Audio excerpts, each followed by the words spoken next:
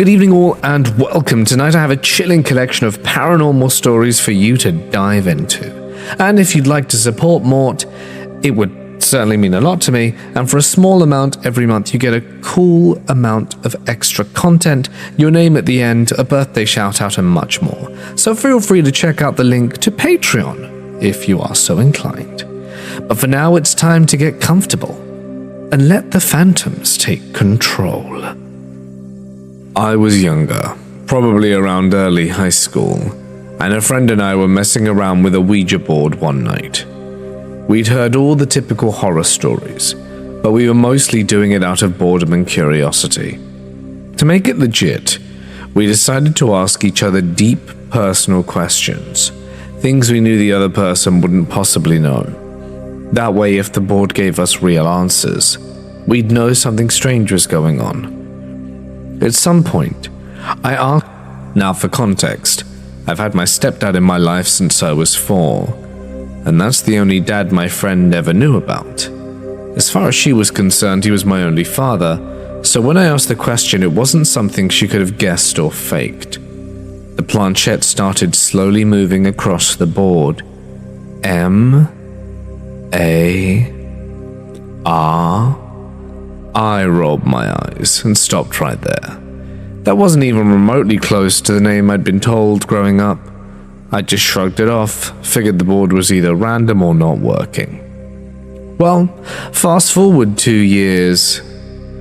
I'm older, and through a series of conversations and eventual confrontations, I found out that my mum had been lying to me about my biological father the entire time.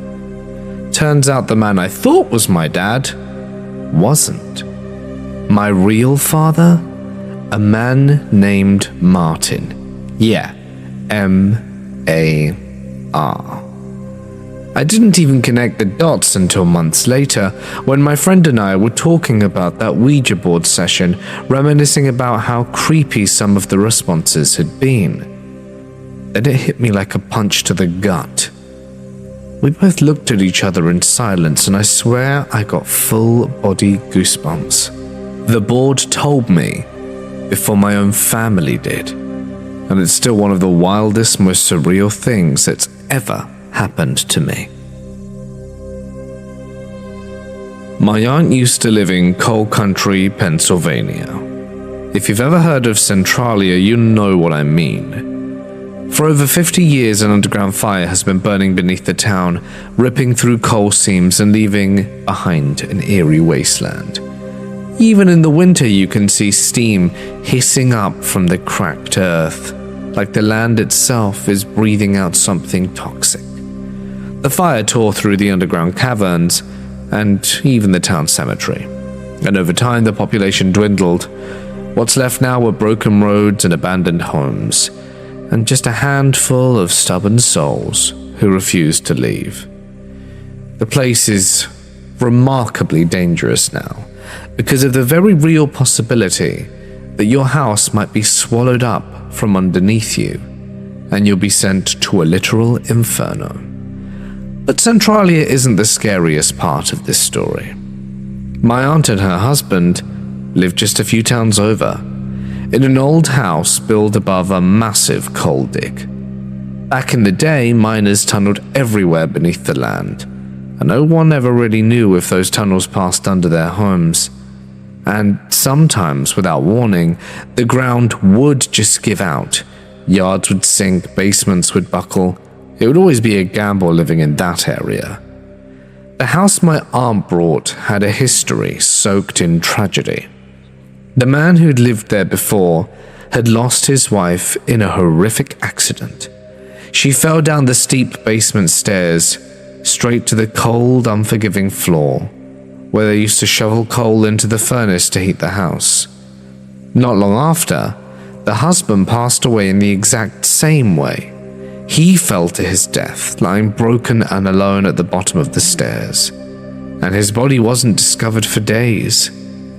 When my aunt and her husband moved in, they didn't know this, but it didn't take long for them to realize there was something wrong. The strangeness started small. They'd be outside hanging laundry on the line, when suddenly the radio would switch stations. My aunt liked listening to low-frequency stations, smooth jazz, soft rock. But the dial would jump to high frequencies blasting country music, which she really wasn't a fan of. It was as if someone was deliberately tuning the radio to annoy her. Then the noises began. At night after the sun went down, the house would come alive, creaking, groaning. It wasn't just the sound of an old house settling. Doors would slam shut by themselves, almost violently, when no one was near them. Footsteps would echo through the halls, but when they checked to see if there could be an intruder, there never was. It was the basement, though. That was the worst, the main offender. Every time they went down there, whether to store something or clean up, the activity would spike. The air felt heavier down there. My aunt said she always had the unnerving sensation of being watched, and the more they made changes to the house, the worse it seemed to get. One night, after weeks of escalating disturbances, my aunt finally snapped.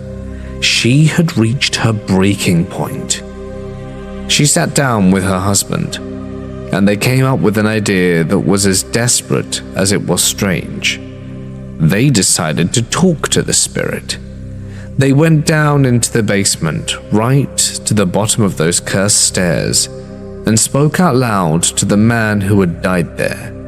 They begged and pleaded for peace. My aunt told him that they wouldn't make any more changes to the house for a few months if he would just leave them alone. She swears she felt the air shift after that. And for a while, things actually got better. For about 7 or 8 months, the house was quiet. There were no footsteps, no slamming doors, and the radio stayed on the station it was supposed to. But it was temporary. Years later, after they sold the house and moved away, the new owners had a different experience. The house collapsed. It caved in right around the area where the man had died at the bottom of those stairs. Some people blamed the old coal tunnels beneath the house, saying the ground had finally given out. But my aunt doesn't think it was the earth shifting. She thinks it was him. Maybe he finally took the house with him. Either way, the house is gone now. But sometimes when I think about it, I wonder, was it the weight of the coal mines that caused the collapse? Or the spirit of the man who couldn't bear to see his house changed? What do you think? The place I work is an old 3-story house in the downtown area of a city in Mississippi.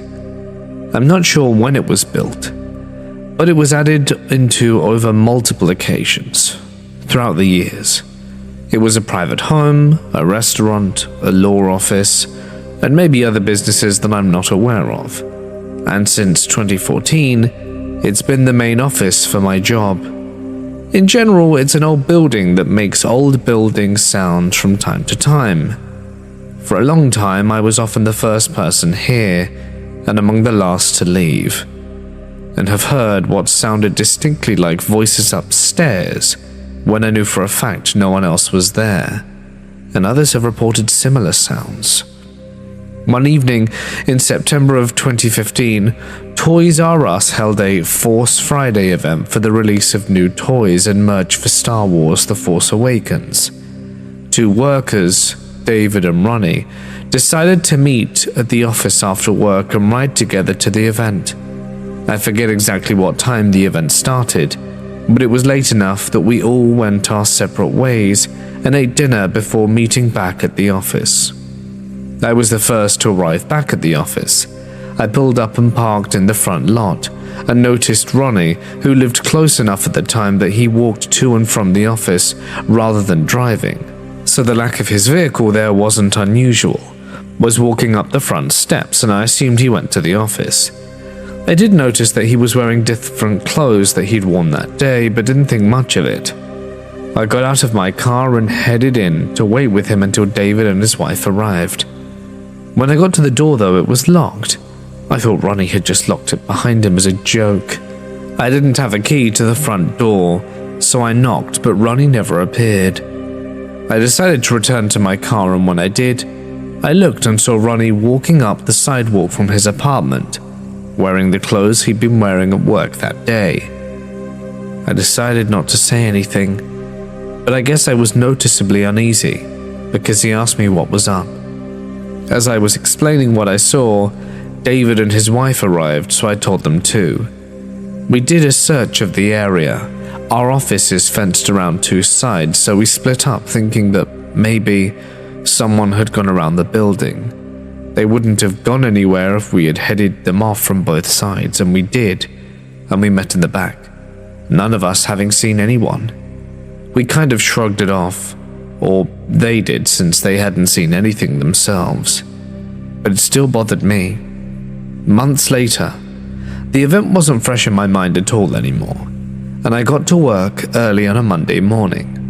I did my usual round of turning on the lights, unlocking the front door from the inside before heading back to make coffee. I noticed Ronnie was standing over by the copier facing away from me, assuming he must have come in while I was going around turning on the lights, because I had shut off the security system when I entered, so no one had beaten me there. I said, "Morning," and continued walking to the kitchen. He didn't reply, so I assumed he hadn't heard me. Later that day, not having really thought about it again, I asked Ronnie's wife, who also works with us, where he was because I needed his input on a project. She told me that he was home sick. I asked what was wrong because he seemed fine this morning. She said he hadn't been there at all, and that he'd been sick all weekend. Another year or two later, a similar incident happened. I got to work early, and after I had made coffee, I saw Ronnie walking up the steps to the second floor. But then a few minutes later, he and his wife arrived to work, and he was wearing entirely different clothes. I had told a few people at work about the incident, but they all just considered it a good spooky story to share around Halloween time. Until earlier this year. Until then, I was the only one who had seen the thing we dubbed as the other Ronnie, or at least the only one to share a story of it. But then one day our project manager, Wade, saw it. He isn't exactly a no-nonsense kind of guy, but he isn't the type of person who would just start to make stuff up. He had left something upstairs when he left to go home, so he came back. When he got to the office, it was after everyone had gone and locked up. He went to grab whatever it was he had left and noticed Ronnie was sitting at the desk upstairs facing a computer. "Hey," he said, but never got a reply, then went to the restroom. When he came back out, he noticed Ronnie was gone, though the door had never made the ding sound it makes when it opens. I haven't seen the other Ronnie since then, but I do occasionally think about it and keep an eye open for it. A few things to note.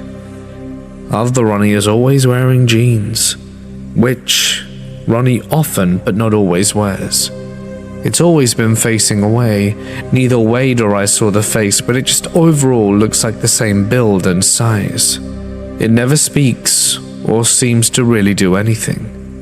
The only time there's ever been any motion from the other Ronnie was when I saw him walk up the front steps that first time. I'm curious if anyone has any idea what this could be, or if you've experienced anything similar. After my father passed away, something happened that my mother still doesn't like to talk about. It was an ordinary afternoon. She was walking through the living room, the sunlight spilling in through the window like it always did. And there he was, sitting on the couch, legs crossed, calm as ever. He was wearing one of his favorite shirts, the kind he used to wear before he got sick. He looked whole and healthy, like himself again. He met her eyes, gave her this little smile, half amused, half tender. The way he used to, when he knew something you didn't. He wasn't a mist, or a shadow, or some shimmering outline. He wasn't see-through, and he wasn't glowing. He looked completely solid, like in life. But my mother was terrified of ghosts, always has been. So instead of comfort, all she felt was panic. She blurted out, "What are you doing here? You don't belong here." She turned away for a split second, and when she looked back, he was gone. Couch empty, like he'd never been there. Years went by. That afternoon became something we only talked about in hushed whispers, if at all. Until one night it happened to me. I'd fallen asleep in the recliner in the living room. I stirred a little because I had to use the restroom, but I didn't get up. That's when I felt it. Someone climbed on top of me, gently, and rested their head on my shoulder. It wasn't scary. It wasn't even surprising. It felt familiar. Without thinking, I wrapped my arms around them and hugged back. I could feel the shape of a man's back, the fabric of an undershirt beneath my hands, the weight, the warmth, the scent. Every part of me told me exactly who it was. It was my dad. That hug felt exactly the same way it used to when he was alive. In those final years, all he wore were undershirts and pajama pants. And in that moment, there was no question that it was him. And then I fully woke up. The recliner was empty though. But that feeling stayed deep within me, and I carried it for days.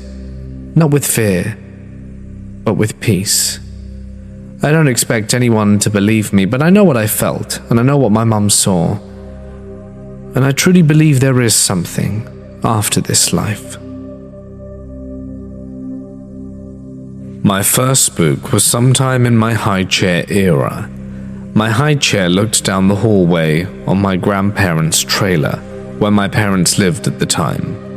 I remember crying for my older sister, who was only 4 years older, so maybe 5 or 6 at the time, because she would smile as she fed me.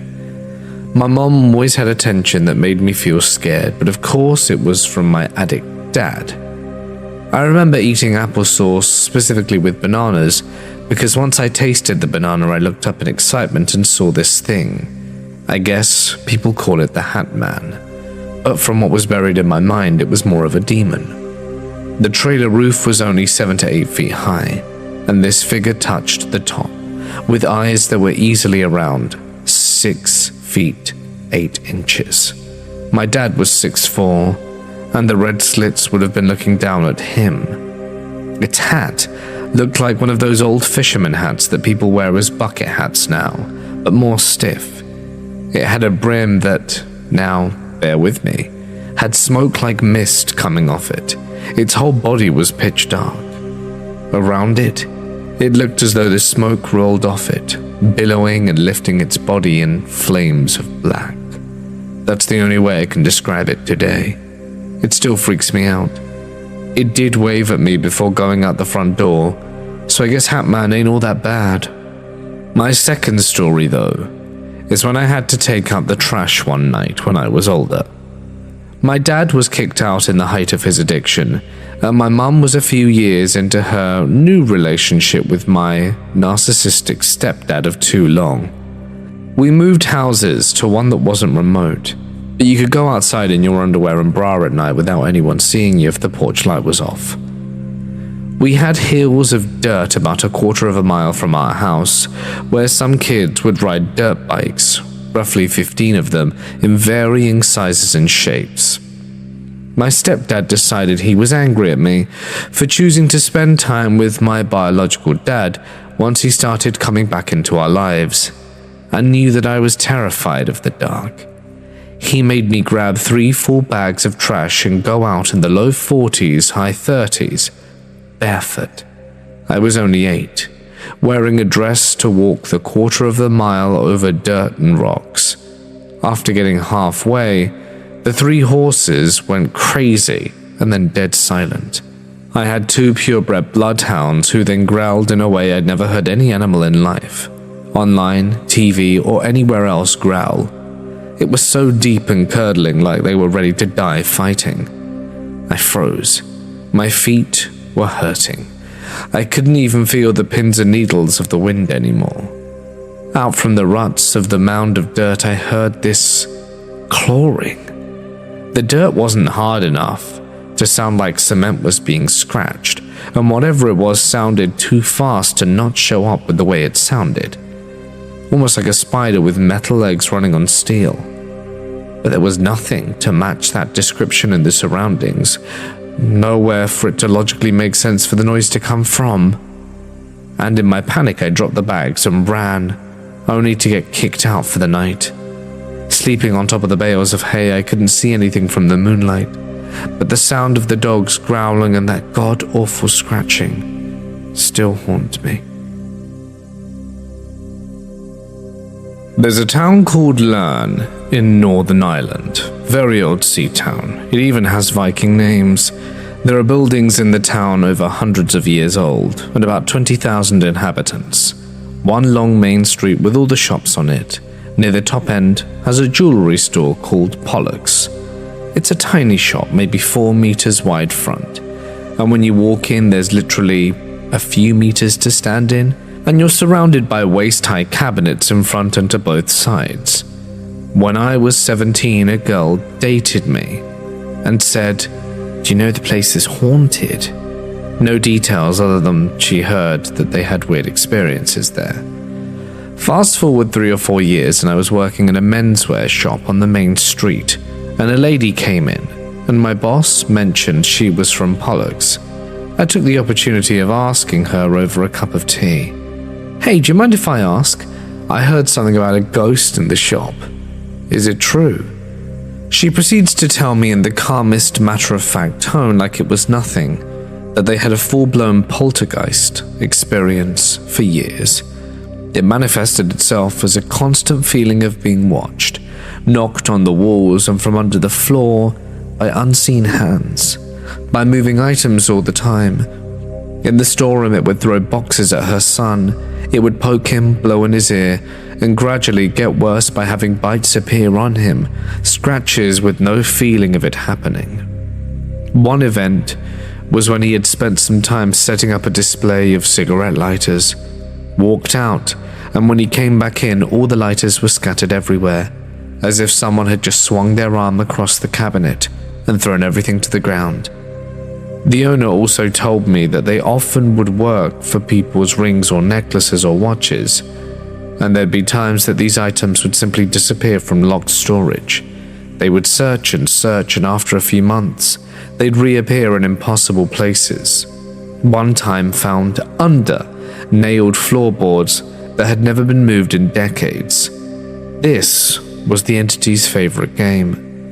She said that they had learned to live with this entity, but it started to get worse to the point her son didn't feel safe there anymore. They decided to bring in a priest in order to perform an exorcism on the place. She said they all had to hold hands while he spoke to the entity, and she opened her eyes when she heard him speak with a demonic voice screaming and growling. She said his face was completely distorted and changed in front of her. In the end, the events died down, but I'm not sure they ever fully left. The shop is now permanently closed. I never saw the owner again, but I believed every word she said. She talked so casually and matter-of-fact, it was almost like she was telling me what she ate for dinner. Since then, I've been fascinated by poltergeist stories. Is it energy we don't understand? Is it a person on a plane we don't understand? I guess I don't know, but I'd love to find out one day. In November of 2019, I went with 3 friends, 2 of them brothers, to their old country house just outside of Ibarra, Ecuador. The place had an eerie charm. To get there, you had to cross this rusted old bridge built sometime in the 80s. One of the brothers casually mentioned that the area under the bridge was notorious. Locals said people did rituals down there, sacrifices, chickens, cats, sometimes even people. The other brother added that Ibarra was known, unofficially at least, as the city with the most satanic and witchcraft-related activity in Ecuador. I've never been able to confirm that, but it stuck with me. As we unloaded our stuff into the house, my other friend, the joker of the group, laughed and said, If there's any evil here, let itself show. Nothing happened. At least not right away. Later that night, 3 of us, me, one of the brothers, and the same friend who made the joke, were hanging out in this long, narrow room that used to be a garage. It had 3 metal bunk beds, a tiny table, and this massive old wooden wardrobe pushed up against the far wall. I mean, it looked like it belonged in a different century. It was ornate, heavy, and ancient. We were standing by the doorway, maybe 20 feet from it, passing a joint and sipping beer, while the other brother was off in the kitchen grabbing more drinks. When it was my turn to take a hit, I heard something. A distinct wooden squeak, like an old bed or a door hinge, but drawn out, as if something was shifting its weight slowly across the old floorboards. It went on for a few seconds, too long to be nothing. I paused, joint in hand, and turned towards the sound. And that's when my blood went cold. The wardrobe was moving and rocking, shaking violently like there was something inside it, attempting to liberate itself from its wooden exterior. I just stood there stunned. My brain was having trouble processing. I even glanced at my joint in my hand like, what the hell is this thing? Then I looked at my friend next to me, his eyes wide, fixed on the same spot. He looked at us and said, "You guys don't even know what I just tripped." And then the other one, dead serious, said, "Did that thing just move?" We all saw it, all 3 of us. The thing shook so hard it had shifted a few inches away from the wall. A moment later, the other brother walked in with the beers and stopped. "Why do you guys look like you've seen a ghost?" We told him and he laughed. Thought we were messing with him, but we insisted. So together we walked up to the wardrobe. It was solid wood and heavy as hell. It was the kind of furniture that takes 2 people to even move. But it definitely had moved. We could see the outline of the floor from how long it had been there, and it clearly wasn't there anymore.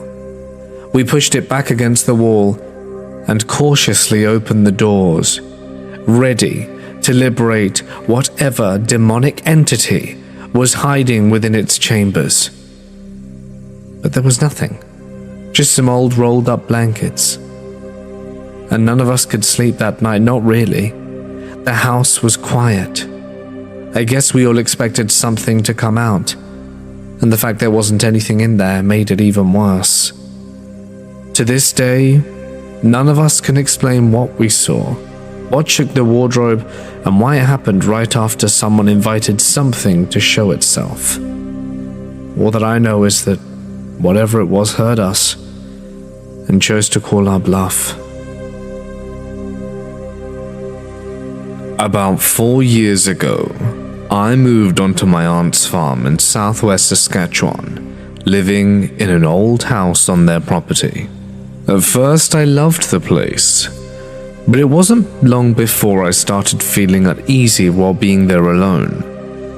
It felt like something was watching me through the windows at night, and I always dreaded taking my puppy outside in the dark. Coyotes frequently surrounded the farm, and while our farm dog mostly kept them all at bay, sometimes they got too close for my comfort. It was a rainy day, and my puppy needed to go to the potty. The cows in the nearby pasture were unusually loud, and I heard a strange whistling noise but brushed it off as an owl. As I grew more frustrated with my puppy, something strange happened. From behind me, I heard a deep, raspy voice say, "Go." I froze. It repeated again, "Go, go," like it was being spoken through an old radio. I spun around, but there wasn't anything there. As I picked up my puppy and hurried back inside, the voice spoke once more, "Go." I spent the rest of the night locked inside with the lights and TV on to drown out whatever might have been outside. The next morning, my uncle found 2 dead calves in the pasture, though nothing else unusual was reported. Months later, I moved off their farm and moved out the province, trying to leave the eerie events behind me. However, a few strange things started happening again after I moved 2 provinces over to interior British Columbia. A month ago, in the dead of winter, I took my dog outside in our backyard, which is situated near a highway and walking path. It was dark, and my dog, who normally loves being outside, suddenly refused to step through the door. I coaxed her out, but she was acting odd, tiptoeing across the yard and staring towards the garage. Then, without warning, she bolted back towards the house and dragged me inside. I looked towards the garage but didn't see anything, but had this uneasy feeling creep over me. And that's when I heard it again. A familiar short whistle, the same sound I had heard back in Saskatchewan. We raced back inside, locking the doors behind us. The next day, my boyfriend told me our tenant had found a hunk of meat left outside his door. Given recent reports of someone poisoning dogs in the area, we became even more cautious.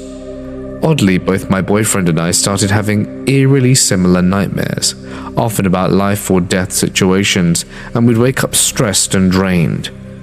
With everything that's been happening, especially how it's affecting my dog, I can't help but feel like something is following me. And I wonder what's really going on. This happened to my brother and I a few summers ago. There's an old barn near our house that's huge and weather-worn. It's attached to an abandoned farmhouse that's older still. It's said that both the owners died there decades ago, and while it's never been officially confirmed, everyone around here says they're buried out back of the property. The place definitely has a reputation for being spooky, and we had permission to go there because our parents are close with the original owner's grandkids. So one evening just after sunset, my brother and I decided to check out the barn. He was hoping to catch a glimpse of the barn swallows that nested up in the rafters. We'd heard you could sometimes see them sleeping all tucked and perfectly still. Creepy to some, but honestly they're kind of cute. Now, to understand the weirdness of what happened, you need to know how the barn is laid out. It had 2 doors, one in the front, one in the back. But only the front door actually opens. The back one is rusted shut. And, annoyingly, the light switch is next to the broken door, way on the opposite end from where you enter. So any time we went in after dark, we'd have to walk through the pitch-black barn to get to the lights. We went in with nothing but the dim glow from the setting sun behind us. We made it to the switch, flipped the lights on, and hung around for a bit talking, looking at the baby birds, just killing time. Eventually, we got bored. I handed my phone to my brother so he could use the flashlight in order to see, and to turn the lights off, and walk back safely through the dark barn. I stayed by the front door holding it open waiting for him. That's when he suddenly called out, his voice tense. "Sam?" "Yeah?" "Just checking if you're still there." He sounded off. I could hear shaky in his voice, like he was trying to sound casual but not pulling it off. A few moments later, he was walking fast through the barn towards me. Maybe he'd gotten spooked by something. We didn't talk about it right then. We just shut the door behind us and started the short walk home. It wasn't until we'd gotten a few blocks away, far enough that the barn was out of sight, that he stopped walking and turned to me. "Okay, now we're away from the barn. Can I tell you what I saw?" And I'll never forget how serious he looked. He wasn't joking, and he wasn't trying to scare me.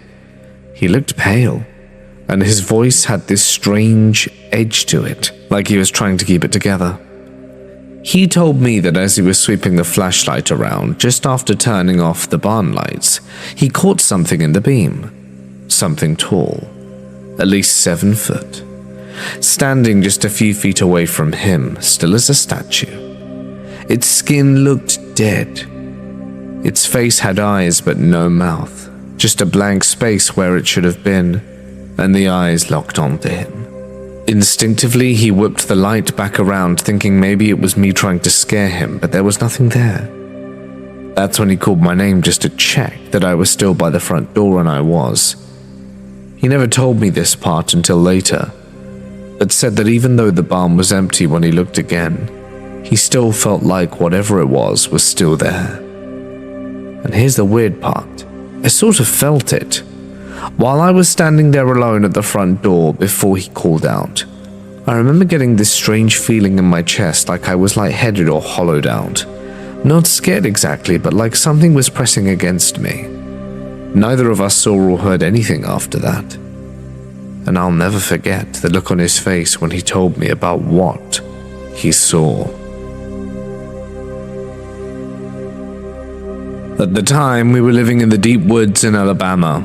It was a quiet, rural area. When out of nowhere, the peace was disrupted. Massive dirt trucks started coming in and out of the woods at all hours, day and night. They were hauling dirt from somewhere back behind our property, so naturally we were curious. After a while, we started taking long walks to see what was going on, and eventually we found the source. They dug up something, a large hole that looked like the entrance to a cave. It didn't look like a job site or construction project.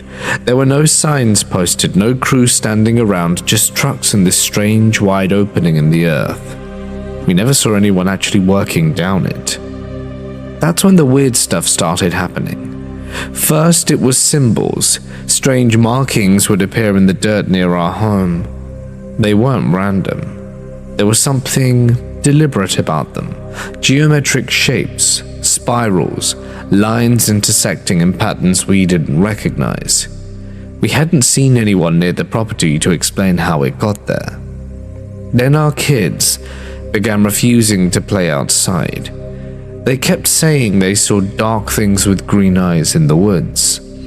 At first, we thought they were just spooked by shadows or maybe telling stories, but their fear wasn't unfounded. They wouldn't even go near the edge of the yard, especially after dusk. Our dogs, who were usually full of energy, began acting strange too. They didn't want to go outside anymore. Sometimes they would bark or growl at nothing, just stare out the window or towards the woods and tremble. That was new for them. Whatever it was had unsettled them completely. At night, we began hearing things, sounds under the house, thumping, scraping like something heavy tumbling around beneath us. One night we finally decided to check it out.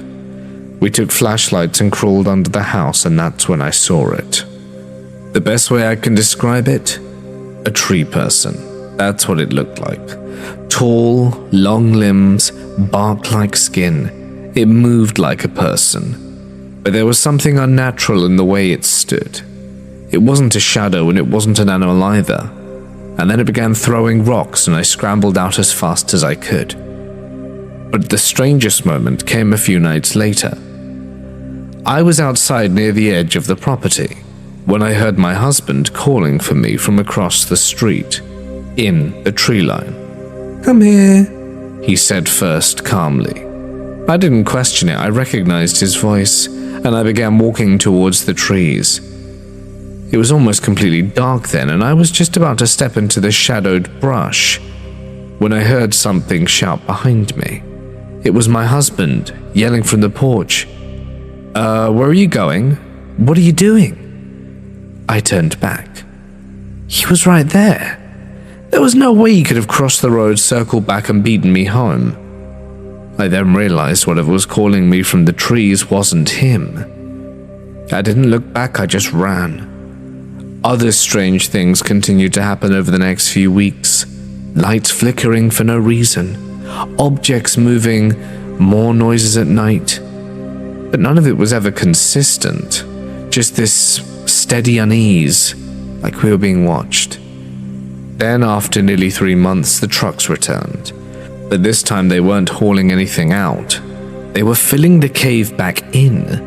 They dumped loads of dirt into that hole, and then they left. They were simply gone. And to this day I don't know what that cave was or what they were doing, whatever they awoke. but it affected our entire household. And we, and the land, haven't been the same since. This happened when I was around 5. I don't know what it was at the time, just that it scared me to the point I couldn't sleep. It was a Halloween brochure, the kind that you'll see in any rest stop or welcome centers around October. This specific one had a flaming pumpkin on the front, and I spotted it at the Lancaster Welcome Center. Something about it, I don't know, spooked me. I remember staring at it like it was staring back, and that night I didn't sleep at all. Years passed and I forgot about it, until it returned into my life. I was a teenager when I picked up another one of those brochures at a fast food place. It was the same fiery pumpkin. I took it home and tucked it in my backpack and didn't think twice. But it was after I'd picked up that brochure that things got strange. When I'd be home alone after sunset, my dog, who was usually calm and friendly, would go stiff. His ears would perk up and then he'd growl low and rumbling. Then the barking would start, sharp and panicked, aimed directly at the window or the front door. I figured he was reacting to the neighbor coming home or a distant garage door opener. But then the feeling would hit me, pure dread, like there was something outside. I'd check the window, porch was empty, driveway too, but the fear was real. I tried speaking out loud once, "You're not welcome here. Leave." And for a while it would, but it would always come back next time I was alone. Eventually I started getting paranoid. I couldn't even take the dog out for a walk without feeling like something was watching us. And then, the shadows started showing up. Small hunched things like children darting between trees and telephone poles when I'd walk my dog at night. I'd catch a glimpse of them out of the corner of my eye, and I'd bolt home heart hammering. I found the brochure, tore it up, shredded it into 100 pieces, and once I had disposed of it, everything stopped. Here's where it gets weird. I wasn't even sure if it was the Jason's Wood brochure. I'd also had a Field of Screams one in my room around the same time, so just to be safe, I destroyed them both. The next fall, I picked up a Field of Screams flyers again and nothing happened. No dread, no barking, no shadow children. Maybe it was all just in my imagination, or maybe stress. Until I brought home another Jason's Wood brochure. That night, the exact same sequence started all over again. My dog barking like he was seeing something I couldn't. The waves of oppressive fear rolling in the moment the sun dipped below the trees. And the dark figures returned. That didn't wait. I shredded it immediately, and it never came back. I haven't touched one since. That's some killer marketing for however they managed to pull that off, because it seriously scared the crap out of me, but no way I'd want to go there now. Has anyone else had this happen to them? Because I swear, there is something wrong with those Jason's Wood brochures. I'm Muslim, and as part of my faith, I believe in the existence of jinn. You might have heard of them. They're mystical beings made out of a smokeless fire. They are like the demons or ghosts spoken of in other folklore, but ours are slightly different. Some are benevolent, while others malevolent. They live on a plane beyond our perception, unseen by human eyes, most of the time anyway. Sometimes they can appear in our world, taking on the shape of animals or humans or whatever form they wish. The evil jinn feed off fear and filth, and thus are attracted to places with negative energy and can even attach themselves to people or animals. But when they do materialize into our dimension, they can't do it perfectly. Every time a jinn takes on the form of another creature, something's always amiss. Maybe a foot twisted backwards, a hand with an extra finger, a face that looks quite familiar but not quite right. Almost like old-style AI art. There's always flaws, something that doesn't belong and look alien. I never thought I'd experience it myself until I finally did. And let me tell you, what happened to me that night wasn't just wrong, it was unnatural. It was late, a typical night, and I was lying in bed scrolling through my phone trying to fall asleep. My room is on the first floor of a 3-story house facing the front yard. The night was quiet, and I wasn't thinking much, just trying to drift off to sleep, and then I heard it. A cat, I presume, yowling. At first, I didn't think anything of it. It's a sound I've heard before, stray cats fighting or mating, or just being their usual noisy selves, but something about this was different. The yowling wasn't just a cat in heat. The sound echoed through the night, tearing into the stillness. It was desperate, and seemed to be coming from right outside my window. I was irritated, so I got up and went to the window to see what was going on. I was already too tired to deal with it, but curiosity got the better of me, and I peeked outside. But I didn't see anything. The street was empty, bathed in the dim light of the street lamps. There was no cat. The sound had gone. Confused, I returned to bed, trying to shake off the weird, uneasy feeling I got. The house was still, and my mind was too tired to think about it. So I grabbed my phone again and tried to focus on the screen. But then, the sound came again. Louder this time and closer.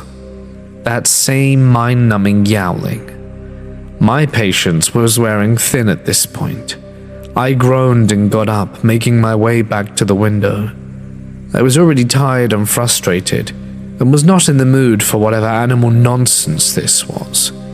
But when I looked outside again, there was nothing. The yard was empty, the street lamps casting long shadows, distorting the shape of the street lamp making it. That's when I saw a slender figure. It looked a little off-putting, but there was no cat to be seen.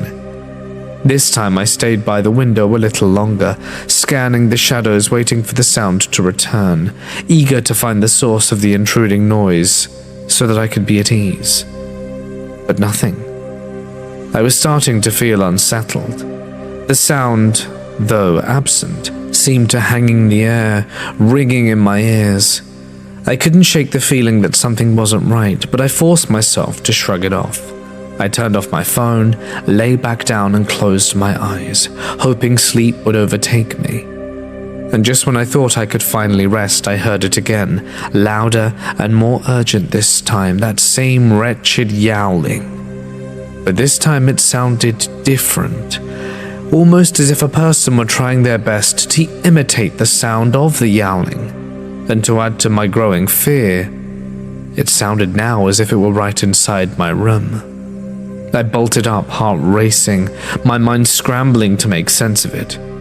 How could whatever it was be in my room? There was no way. But it was there, faint and unmistakable. The sound was all around me, encompassing itself around the darkness of my room. I raced to the edge of my room, hands shaking as I flicked on the light.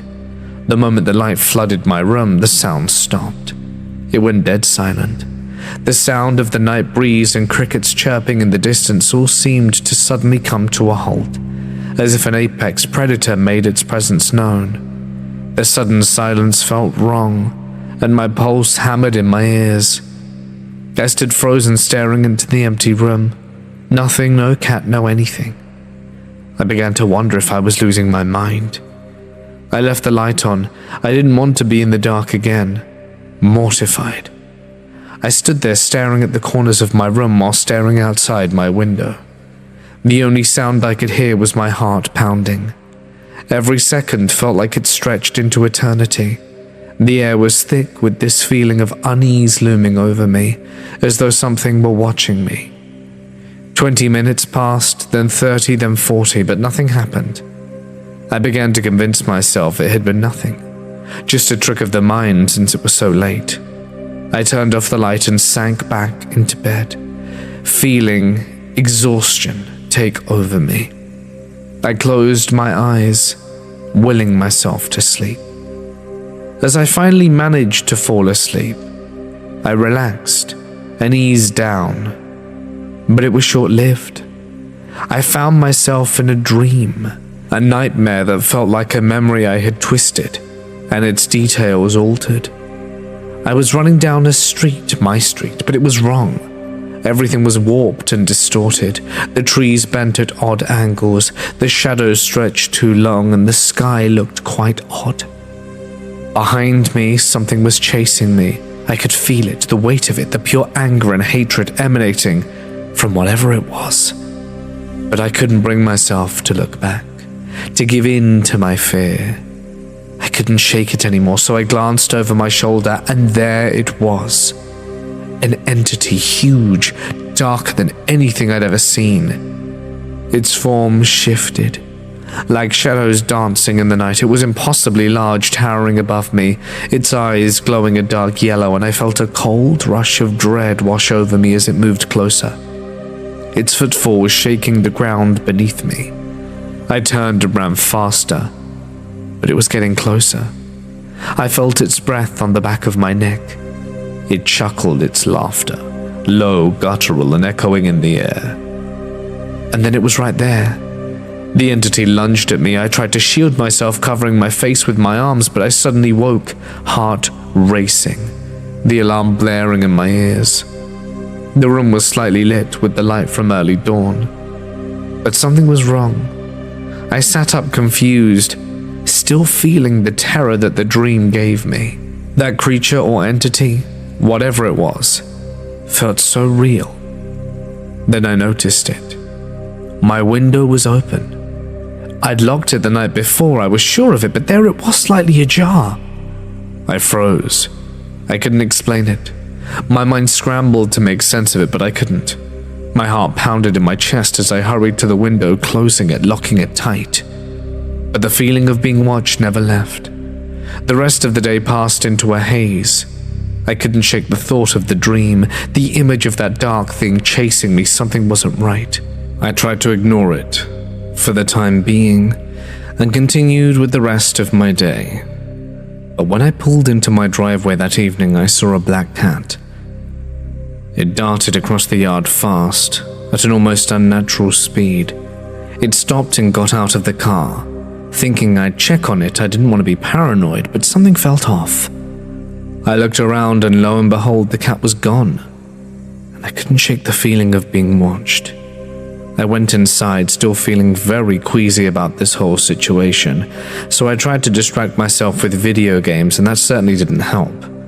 The sense of dread gnawed at me. It felt as if I had a stalker who was just waiting, barely out of sight, watching. I went to bed early, hoping for rest. But as soon as I felt myself nearing slumber, I heard it again. The same noise I heard last night. The yowling, distant, faint at first, then louder and closer. I wanted to ignore it. I wanted to believe it was just some stray cat who was in intense heat. But deep down I knew it was no ordinary cat. I fell asleep since I was quite tired, and the sound never ceased. Accepting that it was just a very loud, rambunctious feline, I decided I wouldn't pay it any mind. However, as if on cue, I felt a sense of dread unlike anything I felt before. I awoke, blinking rapidly to adjust my eyes in the darkness. I realized my body's paralyzed, like something was pressing down on me. I couldn't move.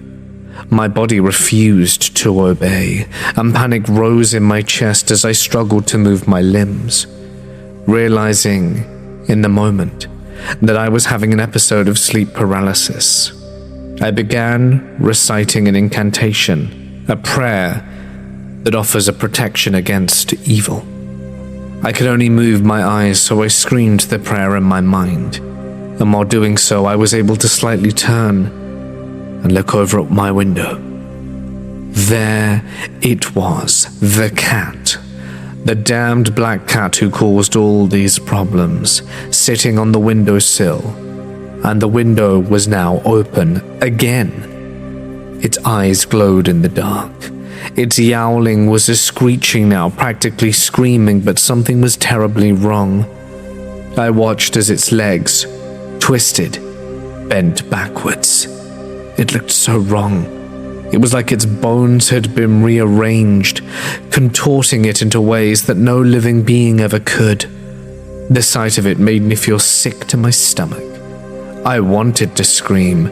I wanted to yell so badly, but I couldn't move. I couldn't breathe. Then the cat did something impossible. It stood up on its two hind legs and smiled at me, while looking straight at me. My heart stopped and I was frozen. It moved closer, its twisted limbs jerking the unnatural movement, sending waves of terror through my body. Its body stretched, the fur dissolving into darkness. The form of the cat was now gone, replaced by a void of emptiness. And then I heard a ragged voice sounding like someone whispering. The words sounded strange and foreign, but somewhat recognizable, but a language I'd never heard before. This didn't matter. The sound its voice made my blood run cold. By this time I had finished reciting the prayer for protection and began regaining control of my limbs. Just as I was about to move without warning, the creature looked at me, its grin dissipating into anger. It let out an awful blood-curdling shriek and jumps out the window, looking at me one last time before its body, twisting in the night, disappears into the shadows. I lay there motionless, paralyzed. The terror clung to me like a second skin, and after what had happened, I couldn't sleep that night, nor the one after. Because when I closed my eyes, I felt that same presence.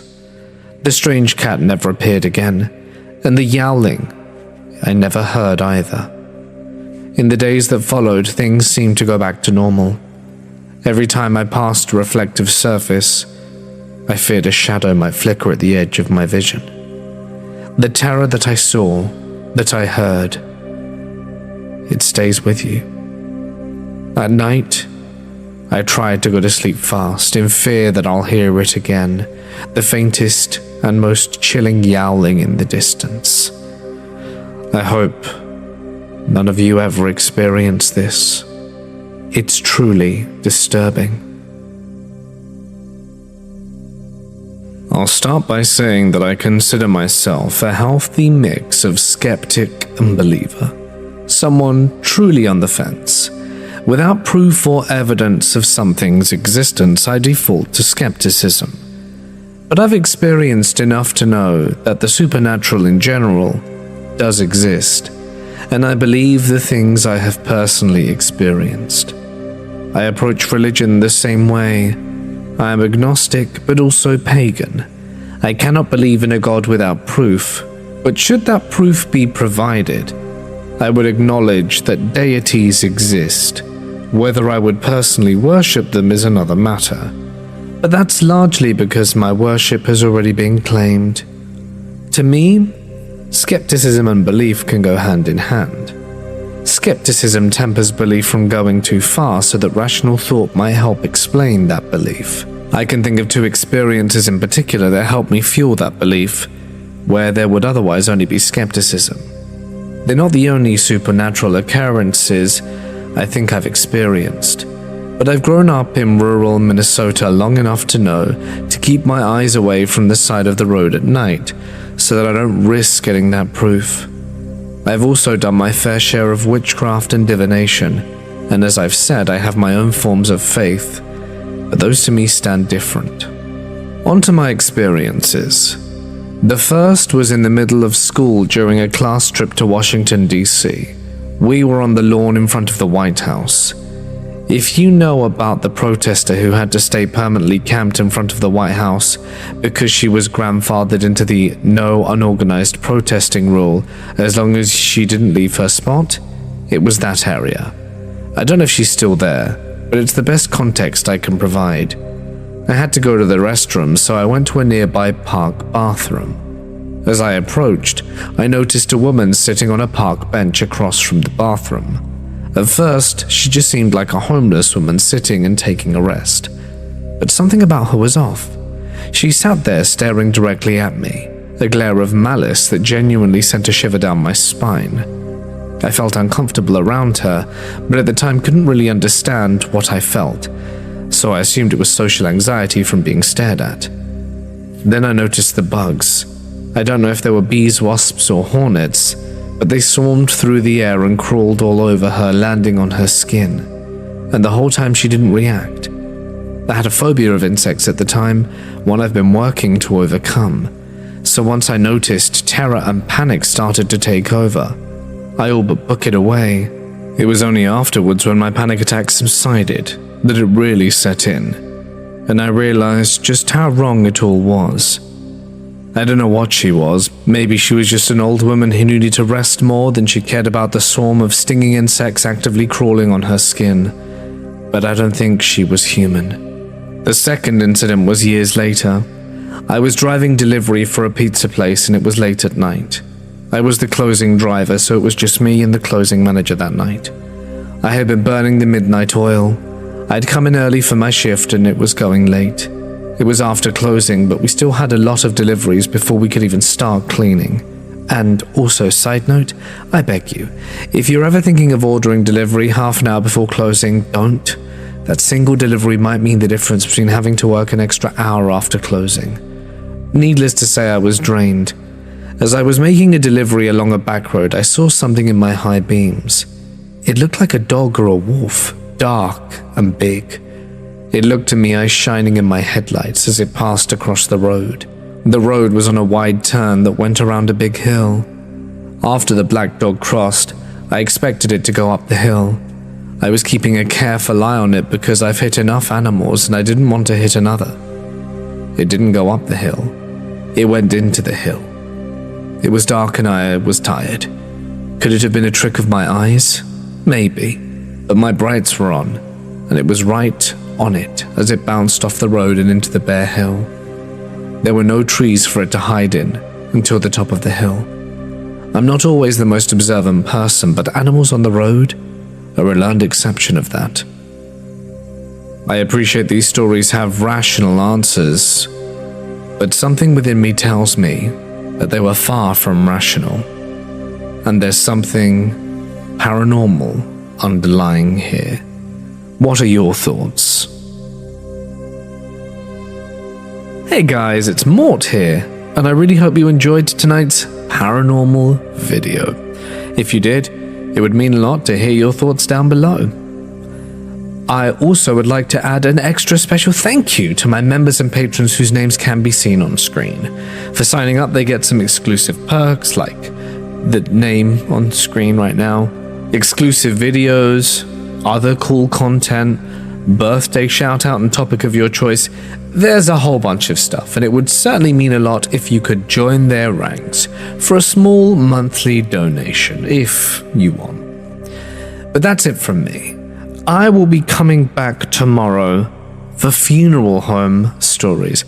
It's actually a really good video, and I know sometimes people are less inclined to watch topics which aren't super popular, but I hope you guys give it a chance, so YouTube doesn't tank the video straight away. Alright then guys, have a good one. Thank you so much for tuning in, and I'll see you tomorrow. Good night.